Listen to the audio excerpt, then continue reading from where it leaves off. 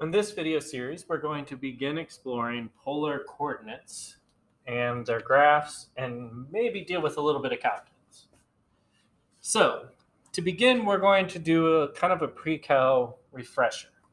A polar coordinate is r comma theta, where r is your directed distance or your radius, and theta is your directed angle. The big thing to remember about polar coordinates is that we're going to have an initial and a terminal portion to this. And then for a polar coordinate, you're opening up and mapping out a radius as you go around. That is incredibly important because to consider which graph is larger, you're considering which one has a larger radius as you're going around. That is different than the Cartesian system where you're figuring out which one's vertically higher. But in this case, you're going with what radius is bigger. That is a key piece to keep in mind. We're going to begin by graphing 2 points on a polar coordinate grid, and then we'll graph one more to talk about the limitations. So we have 2 pi over 3 and 3 negative pi over 6.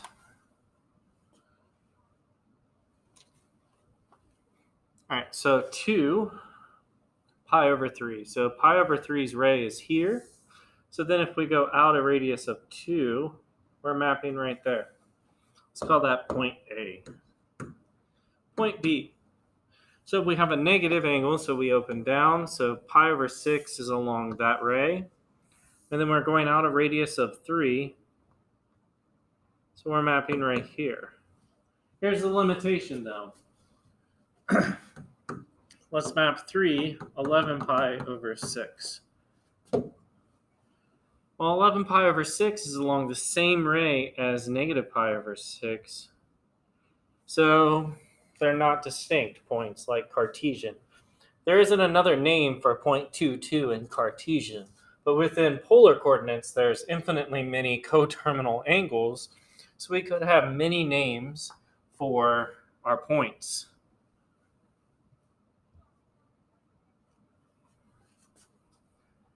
So from this, for our conversion aspect, converting to Cartesian or taking Cartesian and converting to polar, we're going to have our x and our y and some trig.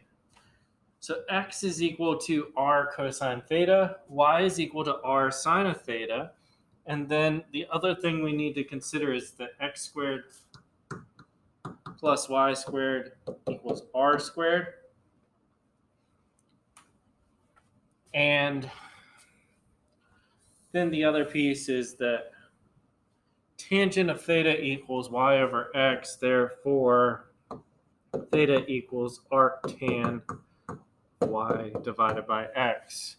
That is our other piece we'll have to consider. Let's look at solving, taking a polar coordinate and converting it to a rectangular. So my x value would be r cosine of theta.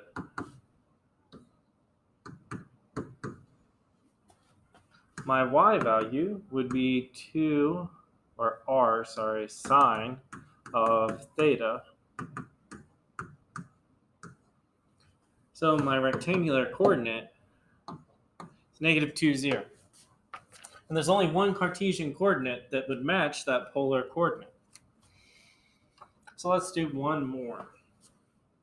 My x value is r cosine of theta.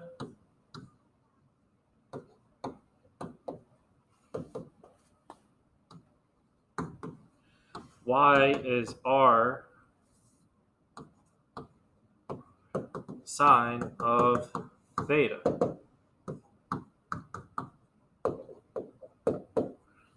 Therefore, my Cartesian coordinate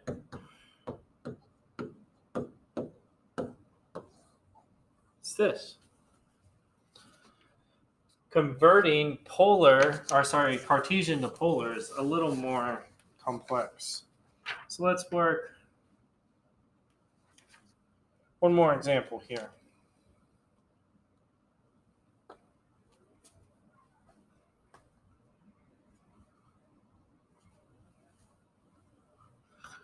All right, so we have xy equaling -1, 1. To begin, we're going to find theta, and tan of theta equals y over x, or -1. Our possible angles are 3 pi over 4, or that's our second quadrant angle. Our fourth quadrant angle would be 7 pi over 4. Now, we also have r that we need to find, which is r squared equal to our x and our y squared added together. Root 2, but there is a plus or a minus. So now we need to pair this up. We need to ask ourselves, what quadrant are we in? And hopefully the quick answer, everyone realizes, we're in quadrant 2. So if we're in quadrant 2, 3 pi over 4 is in quadrant 2, and it'll get our positive radius. So root 2, 3 pi over 4 is our straightforward term. But then if we're in the fourth quadrant, meaning we're at 7 pi over 4, a negative radius would map us back onto our second quadrant piece as well. So that is the second polar form. Now there's infinitely many forms. I'm just finding the ones between 0 and 2 pi. But you could do infinitely many coterminal angles. The next one is quadrantal, meaning that we're at 0, 2. Hopefully we know our angle without doing any trig. Theta is pi over 2. Or, here's the weird piece. We could be down below and then have a negative piece. So we could be at 3 pi over 2 as well. So basically we're focusing on the axis, and it's the y-axis. So we have the angle for the two y-axis pieces. And r would equal plus or minus 2. So our coordinate could be 2 and pi over 2, because that's the exact location. Or we could go with -2. Because it's a negative radius, we would then be at 3 pi over 2.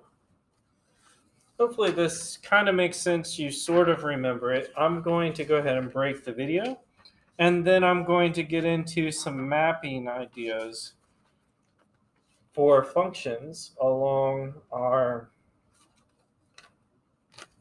not functions necessarily, but graphs for polar equations. Thank you for taking time out of your day to watch this. Make sure you continue watching the series. Thank you.